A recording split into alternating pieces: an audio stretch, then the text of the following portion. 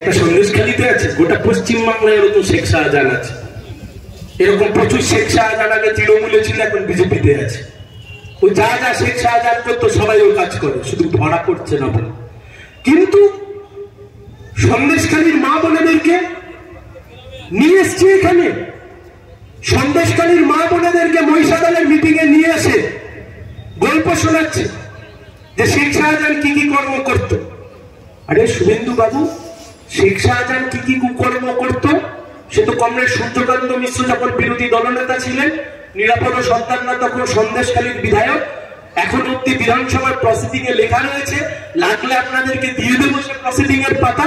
সে বিধানসভার প্রসিডিং এ ছত্রে ছত্রে উল্লেখ করা আছে সন্দেশখালীর অত্যাচারের কথা। একবার দুবার নয়, নিরাপদ সন্তানরা বারবার বিধানসভার অভ্যন্তরে দাঁড়িয়ে তুলে ধরেছিলেন। কিন্তু আপনি শুভেন্দু বাবু, আপনার মধ্যে একটা সুন্দর ক্যারিশমা আছে, আপনি জানেন ঠিক কখন ঘিটটা খেতে হয়। আপনি এতদিন ধরে তৃণমূলের কুকীর্তি, চুরি, দুর্নীতি সবকিছুর সাক্ষী, সবকিছুর ভাগ নিয়েছেন। আপনি এখন এসছেন ক্ষীর খেতে। এসএসসি দুর্নীতি লড়াই করলাম আমরা, আপনি এখন নেমেছেন ক্ষীর খেতে। আপনি তখন মন্ত্রিসভার সদস্য, আপনি এখন এসছেন ক্ষীর খেতে। শেখ শাহজাহানের বিরুদ্ধে কে লড়াই করেছিল? আর শেখ শাহজাহানের পাশে আমরা দুটি ভাই দিদির গাজন গাই। সন্দেশখালীর মিটিং থেকে কে গাইতো?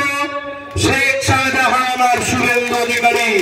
2019-20 সালে সন্দেশখালীর মঞ্চে আমরা দুটি ভাই দিদির গাজন গাই।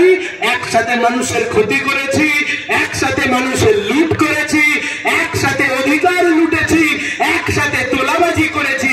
এখন একজন পদ্ম ফুলে, একজন জোড়া ফুলে। তাই জন্য মানুষকে আমি এপ্রিল ফুল বানাবো ভেবেছে, আপনি এপ্রিল ফুল বানাবেন আর আমরা ছেড়ে দেব। আপনি যতবার সন্দেশখালীর মায়েদেরকে এনে আপনি প্রমাণ করবার চেষ্টা করবেন যে এ লড়াই আপনি লড়েছে, ততবার এই ছবি তমলুক লোকসভার মানুষের সামনে তুলে ধরবো।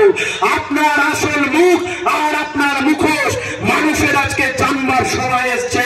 তাই এই যে লড়াই আমরা লড়ছি, এই লড়াই আমরা লড়ছি, আমরা প্রতিজ্ঞাবদ্ধ এই লড়াইয়ের আমরা শেষ থেকে ছাড়বো।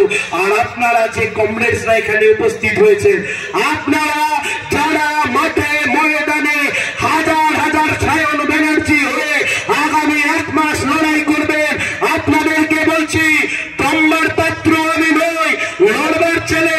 কে একটা দিকে বললো এ তো বিচ্ছু ছেলে আছে, আমি বললাম না, আমি ডান পিঠে ছেলে আছি।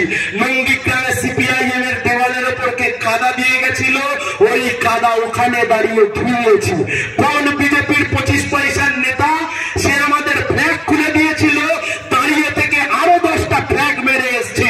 তাই তুমি যদি মনে করো রাতে অন্ধকারে কাপুরুষের মতো দেওয়াল মুছে দিয়ে ফ্ল্যাগ পেস্টুল খুলে দিয়ে তুমি আর হমকাবে চমকাবে, তোমার সাথে ময়দানে দেখা হবে বন্ধু।